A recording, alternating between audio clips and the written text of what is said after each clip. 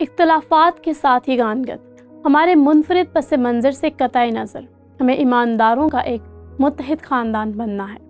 میں مشل ہوں۔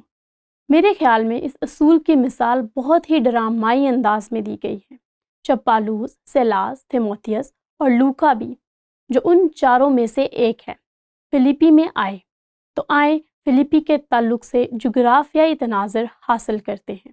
آپ کو یاد ہے کہ اس دوسرے سفر پر پالوس خود جب انطاکیہ سے روانہ ہوا تو وہ دربہ اور پھر لسترا میں گیا، اور جہاں اس نے تیموتھیوس کو چنا کہ وہ اس کا ساتھی ہو، مشنری ساتھی۔ اور اس میں کوئی شک نہیں کہ حقیقت میں سیلاس یروشلیم سے آیا اور ٹیم میں شامل بھی ہوا۔ اب ہم جانتے ہیں کہ لوکا ٹیم کا حصہ ہے کیونکہ وہ جمع کا صیغہ ہم استعمال کرتا ہے۔ ہم نے یہ کیا، ہم نے وہ کیا، لہٰذا وہ اکونیم کو ساتھ لے گئے، پھر آخر کار پسدیا کے انطاکیہ پہنچے، لیکن پھر وہ طراؤس گئے جو بحر ایجین کی سرحد پر واقع ہے۔ مگر یہ رویہ جسے مقدونیہ کی بلاہٹ کہا جاتا ہے، پالوس نے طراؤس میں دیکھی۔ ہم اسے اعمال 16 آیت 9 میں قلم بند دیکھتے ہیں، اور پالوس نے رات کو رویا میں دیکھا کہ ایک مقدونی آدمی کھڑا ہوا ہے، اس کی منت کر کے کہتا ہے کہ پار اتر کر مقدونیہ میں آؤ اور ہماری مدد کر۔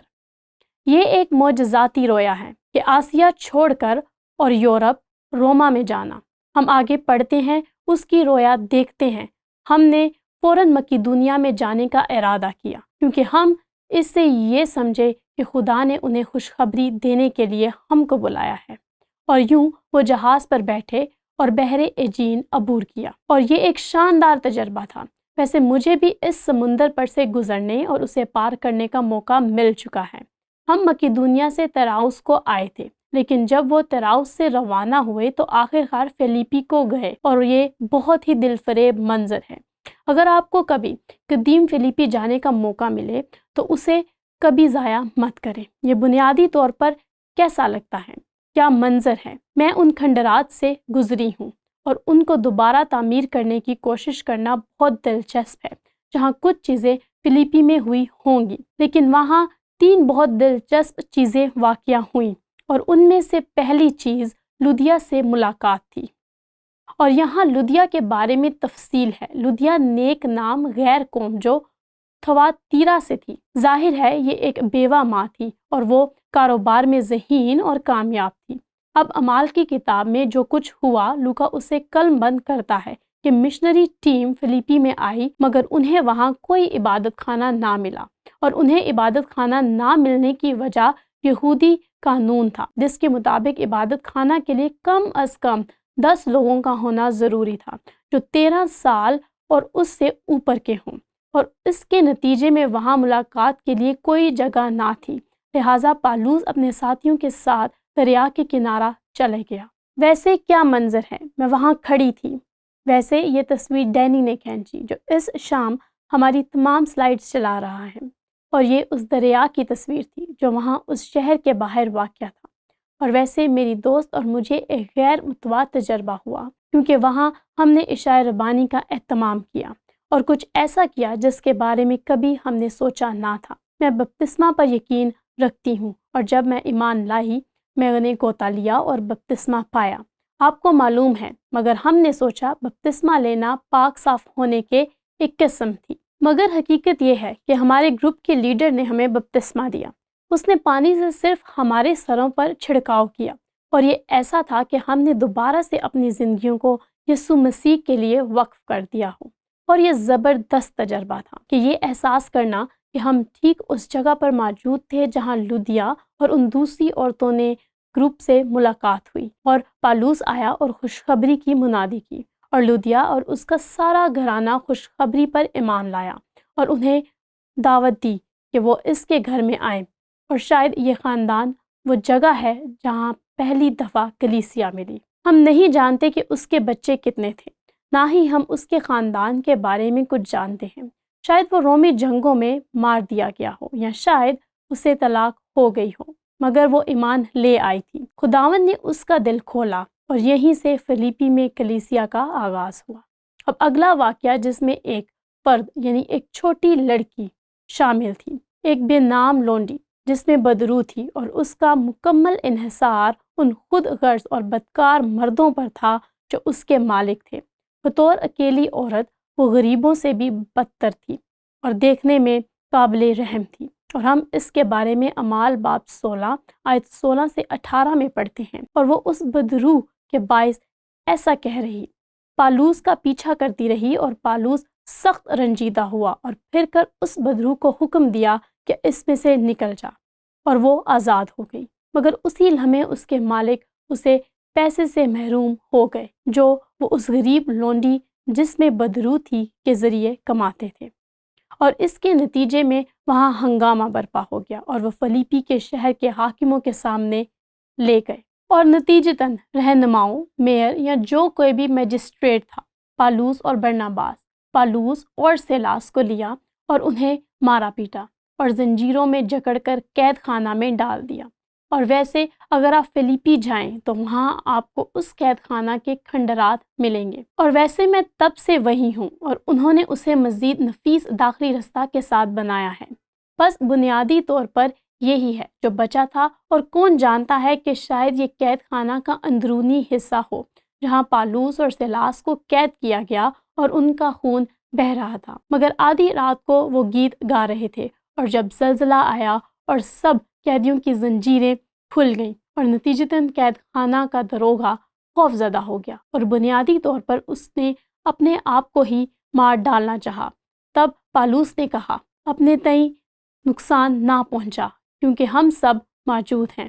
اور وہ آیا اور گر کر کہا، میں کیا کروں کہ نجات پاؤں؟ اور پالوس نے جواب دیا، خداوند یسوع مسیح پر ایمان لا تو تو نجات پائے گا۔ اس نے یہ نہیں کہا کہ خداوند یسوع مسیح پر ایمان لا اور بپتسمہ لے تو تو نجات پائے گا۔ اس نے کہا، خداوند یسوع مسیح پر ایمان لا تو تو نجات پائے گا۔ اب یہاں دروگا سے متعلق خلاصہ ہے۔ فلیپی دروگا ایک رومی شہری تھا جو شاید ریٹائر ہو چکا تھا، مضبوط اعصاب کا سپاہی تھا، جواب مقامی قید خانہ کا انتظام چلا رہا تھا، اور لودیا کی طرح اس کا گھرانہ بھی انجیل کی خوشخبری پر ایمان لایا۔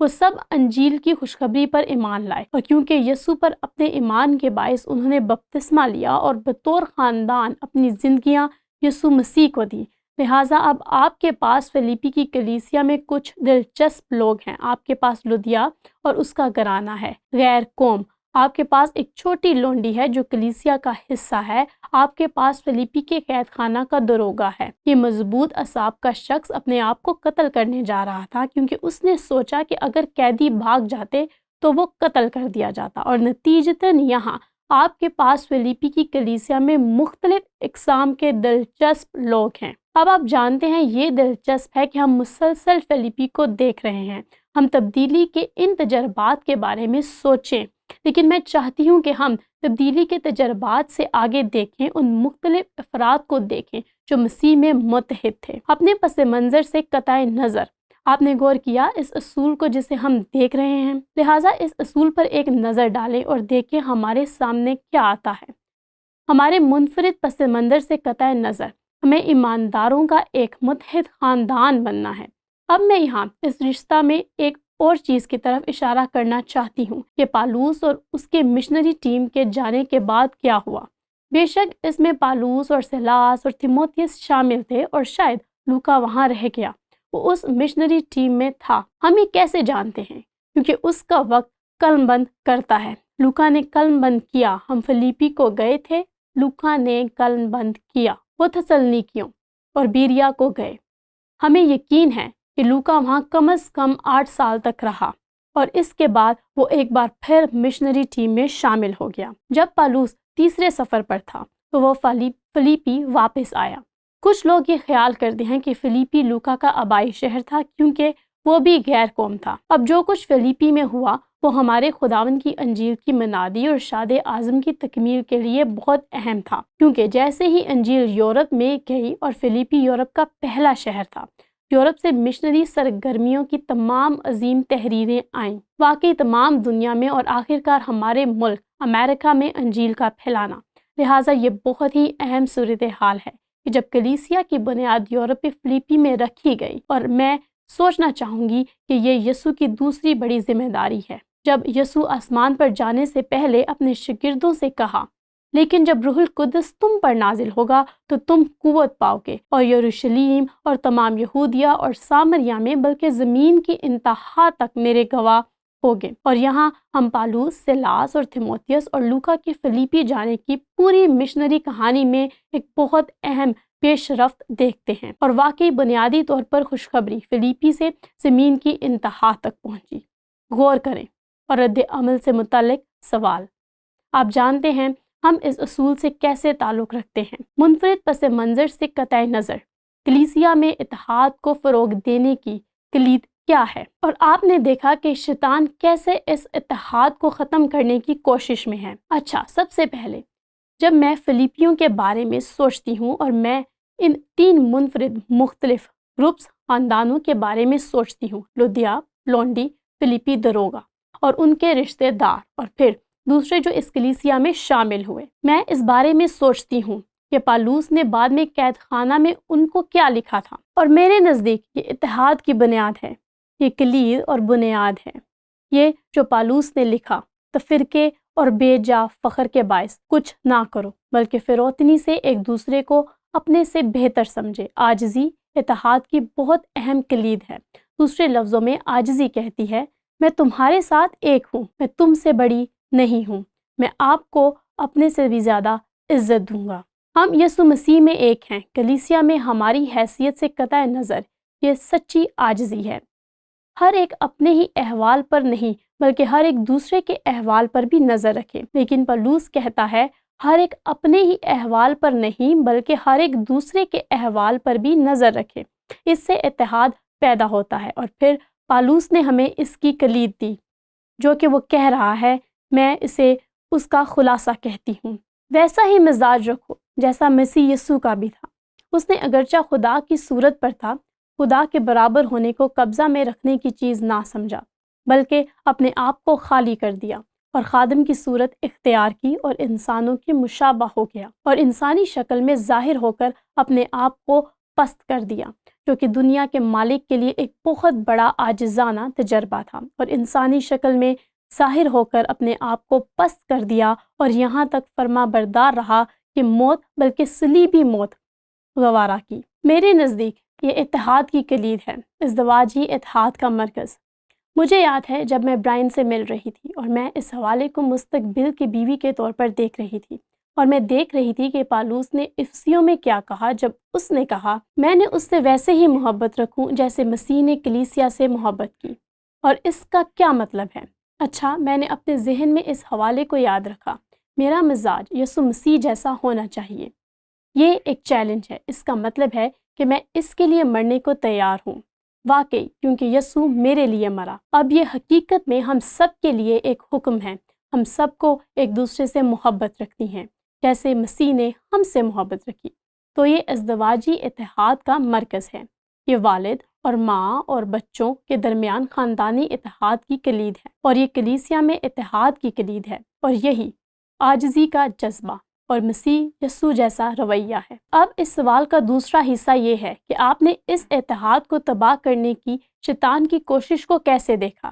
ٹھیک ہے، وہ اوور ٹائم کام کر رہا ہے۔ آپ نے دیکھا یسوع نے دعا کی کہ ہم مسیح میں ایک ہو جائیں، اور شیطان جانتا ہے کہ اس نے دعا کی، میں دعا کرتا ہوں کہ وہ ایک ہو جائیں جیسا کہ ہم ایک ہیں، تاکہ دنیا یقین کرے کہ آپ نے باپ نے مجھے بھیجا ہے۔ لہٰذا شیطان جانتا ہے کہ لوگوں کو مسیح کے پاس لانے کی کلید اتحاد ہے، اور اس طرح شیطان غلط فہمیاں پیدا کرنے، جسمانیت پیدا کرنے، طاقت کی پیاس پیدا کرنے کے لیے ہر ممکن کوشش کرنے والا ہے۔ ان تمام کاموں کو کرنا جو یسوع مسیح جیسا رویہ ظاہر نہیں کرتے، لیکن ہم شیطان پر فتح پا سکتے ہیں، کیونکہ یسوع نے ہمارے لیے دعا کی تھی، اور اس لیے ہم روح کے اتحاد اور امن کے بندھن کو برقرار رکھنے کے لیے ہر ممکن کوشش کر سکتے ہیں۔ آئیے اس اصول کو یاد رکھیں، ہمارے منفرد پس منظر سے قطع نظر ہمیں ایمانداروں کا ایک متحد خاندان